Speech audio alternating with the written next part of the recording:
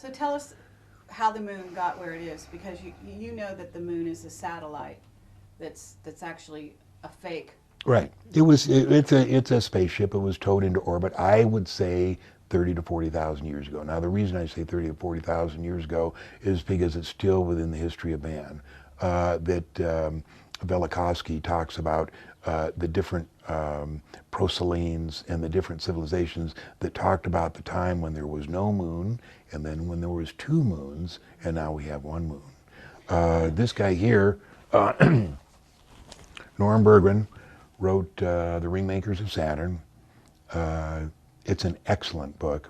Norm Bergman is very qualified, was for 40 years a scientific part of both NACA and also Lockheed. Retired from Lockheed, I think about 15 years ago.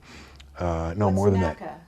that. National Aeronautics, the predecessor to NASA. Oh, really? Okay. National Aeronautics Commission, Aeronautics, I think. I see. Okay.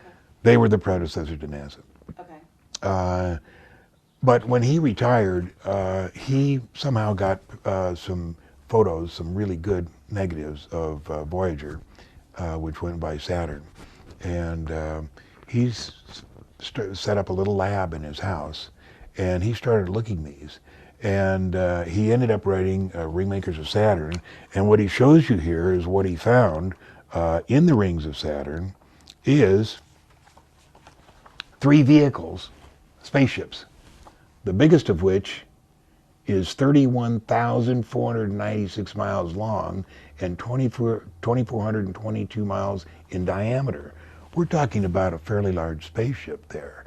Now, Norm Bergman, when he wrote this book at the beginning, it's very good. He says, now look, he says, I'm going to be talking about some stuff that is very interesting, but you can't skip a page, you can't skip a word that you don't know. You have to go from the beginning to end or you won't understand what I'm saying. And I did go from beginning to end. Now, Okay, but when was this written?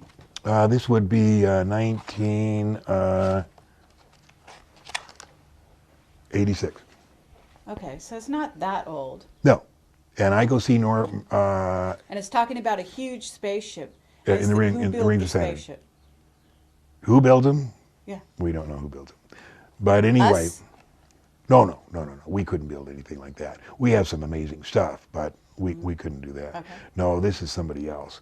But what the interesting part in the book, and the reason why we're getting here, is because at the end of this book, he starts talking about the moon and how the moon was towed into orbit.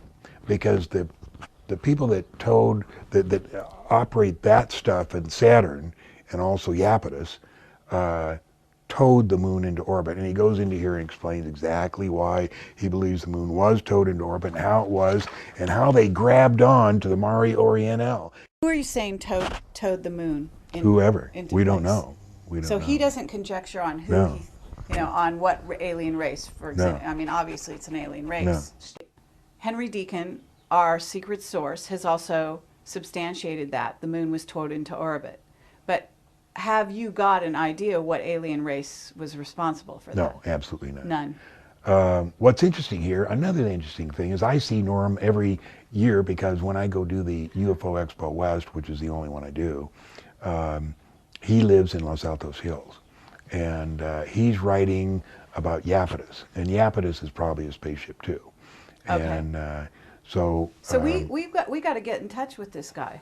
you better, because he's on his way out. I All saw right. him last September. He was not well. He was finishing up the book on Iapetus, but he wasn't working on it every day. Okay, was he a scientist? Yes. Okay, but who did he work for? I mean, in other words, he's Give government. me a you said second NACA. here. I understand that, but in a certain level, he's revealing secret information. No. Is it- As what? Well, I'm just asking you. Wouldn't No. this be secret? No. Thermodynamicist, Douglas Aircraft, 1943-94. Aero Research Scientist, NACA Ames Laboratory, 1944-1956. Lockheed Missile and Space Company.